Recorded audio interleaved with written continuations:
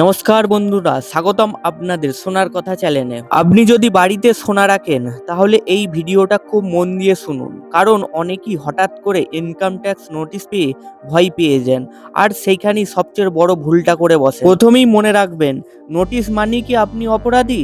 এমনটা একদম নয়। বেশিরভাগ ক্ষেত্রে ইনকাম ট্যাক্স শুধু সোনার উৎস জানতে চায়। এক্ষেত্রে যতটা সম্ভব পুরনো বিল, উইল বা পারিবারিক কাগজ রেডি করে রাখুন। আর দ্বিতীয় গুরুত্বপূর্ণ বিষয়, নোটিশ পেলেই সোনা লুকোনোর চেষ্টা করবেন না।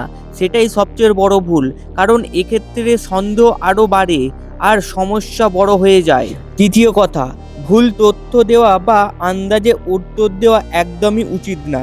যেটা জানেন না সেটা স্পষ্টভাবে বলুন, আর প্রয়োজনে একজন ট্যাক্স এক্সপার্টের সাহায্য নিন। আরেকটা বিষয় মনে রাখবেন, যদি আপনার আয় অনুযায়ী সোনার পরিমাণ যুক্তিসঙ্গত হয় তাহলে সাধারণত কোনো বড় সমস্যা হয় না।